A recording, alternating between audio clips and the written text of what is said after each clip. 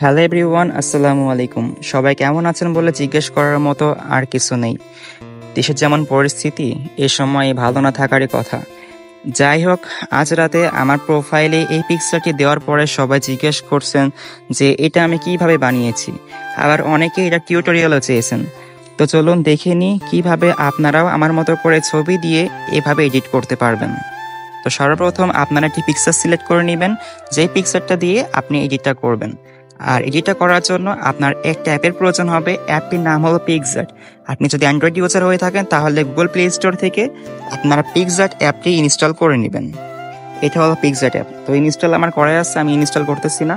তো সর্বপ্রথম আপনারা ওপেন করবেন আপনার কি যে কোনো ব্রাউজার। আমি ক্রোম ব্রাউজারটা ওপেন করছি। এখানে যে আপনি সার্চ করে দিবেন রিমুভ পিজি লিখে। টপে যে ওয়েবসাইটটা শো করবে আপনারা এটাতে ঢুকে যাবেন। এখানে আসার পরে এখান থেকে আপনারা ক্লিক করবেন আপলোড ইমেজের উপরে। এখন আমি একজনের ফটো এডিট করে দিব। তো সে রিকোয়েস্ট করছে এডিট করে দেওয়ার জন্য। তো তারটা আগে সেভ করে নেওয়া যাক।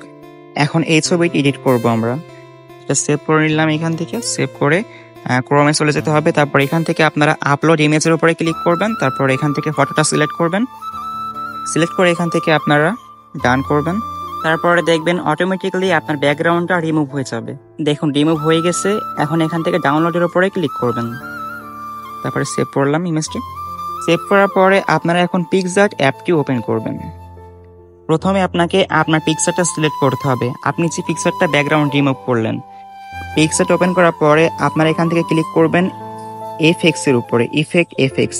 এখানে আসার পরে আপনারা একটু স্লাইড করবেন। দেখবেন এখানে আছে ম্যাজিক নামে একটা অপশন, এখানে ঢুকবেন। তারপরে দেখবেন একদম একেবারে কর্নারে আছে শেড অফ গ্রে নামে একটা ইফেক্ট। আপনারা এটা সিলেক্ট করে নেবেন। এটা সিলেক্ট করার পরে অটোমেটিকলি আপনার পিকচারের উপর এটা অ্যাপ্লাই হয়ে যাবে। তো অ্যাপ্লাই হয়ে গেলে আপনার এখান থেকে অ্যাপ্লাইয়ের উপরে চাপ দিবেন। তারপরে এই পিকচারটা আপনারা ডাউনলোড করে নেবেন।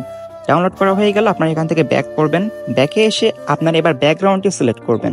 আর ব্যাকগ্রাউন্ডটির লিঙ্ক আমি এই ভিডিওর কমেন্ট বক্সে দিয়ে রাখবো, অথবা ইউটিউব থেকে দেখলে ইউটিউবের ডেসক্রিপশন বক্সে আপনারা লিঙ্কটি পেয়ে যাবেন, ড্রাইভ লিঙ্ক। এখান থেকে আপনারা ডাউনলোড করে নেবেন।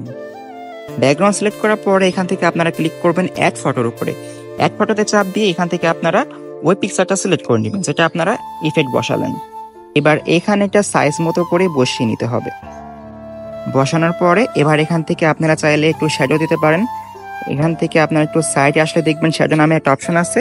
শ্যাডোর উপরে চাপ দিবেন, দেখবেন ব্যাকগ্রাউন্ডে হালকা কালো শ্যাডো পড়ছে। এখান থেকে আপনারা একটু শ্যাডোর অ্যাডজাস্টমেন্টটা ঠিকঠাক করে নেবেন। করা হয়ে গেলে এখান থেকে আপনারা উপর থেকে অ্যাপ্লাইতে চাপ দিবেন। তো এইভাবে আপনারা নিজের ছবি দিয়ে পিকচার এডিট করতে পারবেন।